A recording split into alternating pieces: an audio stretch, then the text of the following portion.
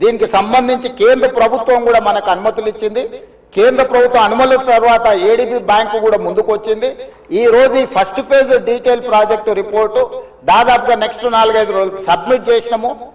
వాళ్ళు కొన్ని క్లారిఫికేషన్స్ అడిగినారు.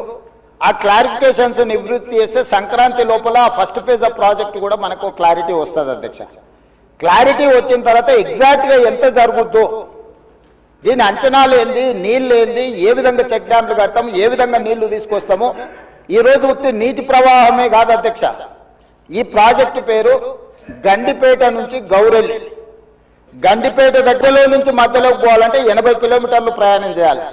కానీ అదే గండిపేట నుంచి గౌరెల్లి వరకు మీరు ఎలివేటెడ్ కారిడార్ వేస్తే 55 కిలోమీటర్లలోనే మనం ఇక్కడ నుంచి అక్కడికి ప్రయాణం చేయడానికి అవకాశం ఉంది అధ్యక్ష. నార్సింగ్ దగ్గర ఒక జంక్షను, అట్లా ప్రతి దగ్గర బాపుఘాట్ దగ్గర ఇంకొక జంక్షను, చార్మినార్ దగ్గర ఇంకొక జంక్షను, చాంద్రాయన్ కూడా మన చాదర్ఘట్ దాటిన తర్వాత ఇంకొక జంక్షను, నాగోల్ దగ్గర ఇంకొక జంక్షన్, ఇట్లా ప్రతి జంక్షన్లో ట్రంపెట్స్ క్రియేట్ చేసి ఔటర్ రింగ్ రోడ్డు నుంచి సిటీలోకి వచ్చే వాళ్ళు అక్కడికి వచ్చి ప్రతి సర్కిల్లో ఎక్కడానికి దిగడానికి కూడా ట్రంపెట్స్ క్రియేట్ చేయమని ఈరోజు ఎలివేటెడ్ కారిడార్స్ నిర్మించడానికి మనం అధికారులకు కన్సల్టెంట్స్కు చెప్పినాం అధ్యక్ష. ఈ ప్రాజెక్టులో భాగంగానే మిరాలం ట్యాంకులో వచ్చే నీళ్లు కూడా మిరాలం ట్యాంక్ నుంచి జవహర్లాల్ నెహ్రూ జువాలజికల్ పార్క్ నుంచి ఆ నీళ్లు వచ్చేసి మూసీలో కలుస్తాయి అధ్యక్ష. It is connected to Musi only.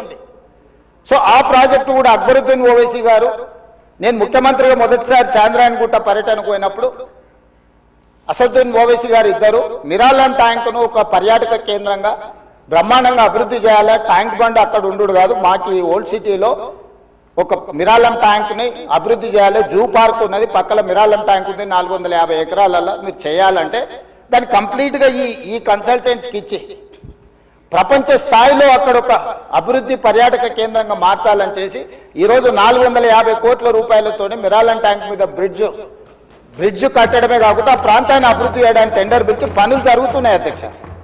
రాబోయే 2 సంవత్సరాలలో ఆ ప్రాజెక్టు కూడా పూర్తి చేస్తాం అధ్యక్ష. ఓల్డ్ సిటీ అని నెగ్లెక్ట్ చేయలేదు అధ్యక్ష. నేను చెప్పిన అది ఓల్డ్ సిటీ కాదు, అది ఒరిజినల్ సిటీ. ఒరిజినల్ సిటీని రివైవ్ చేసి ప్రపంచంలోనే ఒక గొప్ప నగరంగా మా హైదరాబాద్ నగరం అని చెప్పుకునే విధంగా అభివృద్ధి చేస్తామని చెప్పి మాట ఇవ్వడం జరిగింది. దాంట్లో భాగంగానే ఈరోజు గౌలిగూడ దగ్గర వదిలేసిన మెట్రోను ఈరోజు చాంద్రాయన్ గుట్ట వరకు పొడిగిస్తున్నాం అధ్యక్ష. ల్యాండ్ ఎక్వేషన్ జరుగుతుంది. అక్బరుద్దీన్ ఓవైసీ గారే మలక్పేట ఎమ్మెల్యే గారు ఇక్కడ ఉన్నారు. ఈరోజు నష్టపరిహారం అడిగినంతగా భూములు కోల్పోయే వాళ్ళకి ఇచ్చి ఈరోజు మెట్రో పనులు ప్రారంభించిన అధ్యక్ష. మిరాలం ట్యాంక్ ప్రారంభించిన అధ్యక్ష. అదేవిధంగా longest flyover PV Narasimha Rao flyover తర్వాత 2వ లాంగెస్ట్ ఫ్లైఓవర్ మన్మోహన్ సింగ్ గారి పేరు మీద ఫ్లైఓవర్ని జూ పార్క్ దగ్గర మనం ప్రారంభించుకున్నాం అధ్యక్ష. ఓల్డ్ సిటీ నెగ్లెక్ట్ చేయలేదు అధ్యక్ష. అండర్ గ్రౌండ్ డ్రైనేజ్ చంద్రాయన్ గుట్ట ప్రాంతానికి మనం నిధులు ఇచ్చినాం అధ్యక్ష. ఇవన్నీ కూడా పాత నగరాన్ని, ఇది మన తలమానికము, మన యొక్క గొప్ప గౌరవము హైదరాబాద్ నగరం అని చెప్పి ఈరోజు హైదరాబాద్ నగరం మీద ప్రత్యేకమైన దృష్టి పెట్టి ఈరోజు కార్యక్రమాలు తీసుకుంటున్నాం అధ్యక్ష. ఇక మళ్ళీ మూసీకి వస్తున్న అధ్యక్ష. ఈ మూసీని కేవలం మా మిత్రులు పాయల్ శంకర్ గారు అడిగారు, ఇది ఉత్త నీళ్ళే తీసుకొస్తారా, దీన్ని వ్యాపార కేంద్రంగా చేస్తారా? వారేమో ప్రశ్న అడిగారు. కొంతమంది ఏమో రేవంత్ రెడ్డి రియల్ ఎస్టేట్ బ్రోకర్గా మారిండు, రేవంత్ రెడ్డి రియల్ ఎస్టేట్ చేస్తాడని.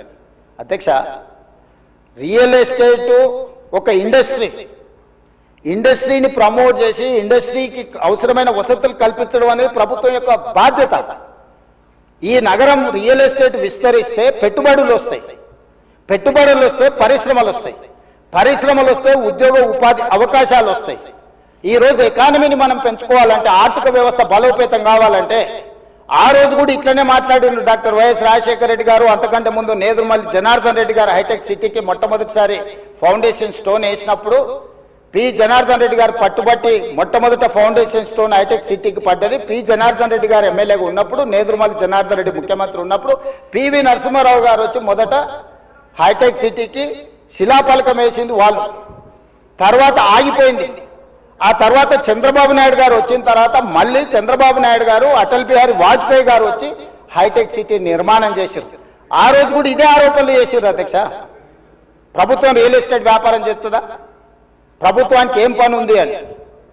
కానీ ఇలా విస్తరించిన నగరం ఎక్కడొచ్చింది అధ్యక్ష? సైబరాబాద్ అని గొప్పగా ఎందుకు చెప్పుకుంటున్నాం? ఐటీ కంపెనీలు, ఫార్మా కంపెనీలు, global capability centres, data centres ఇవన్నీ ఎక్కడి నుంచి వచ్చినాయి అధ్యక్ష? ఈరోజు ఫైనాన్షియల్ డిస్ట్రిక్ట్ నాలెడ్జ్ పార్క్లో ఎన్ని లక్షల మందికి ఉద్యోగాలు వచ్చినాయి అధ్యక్ష? ఈరోజు విస్తరించే నగరం అర్బనైజేషన్ అవుతుంది అధ్యక్ష. పట్టణ ప్రాంతాలు పెరుగుతున్నాయి, పట్టణీకరణ జరుగుతుంది. ఈరోజు 55% జనాభా పట్టణాలలో నివసిస్తున్నారు అధ్యక్ష. రాబోయే 20-25 ఏళ్లలో 75% మన పట్టణాల యొక్క జనాభా పెరుగుతుంది అధ్యక్ష. కేవలం ఔటర్ రింగ్ రోడ్ ఇన్సైడే 1,34,00,000 మంది ప్రజలు నివసిస్తున్నారు అధ్యక్ష. 3,78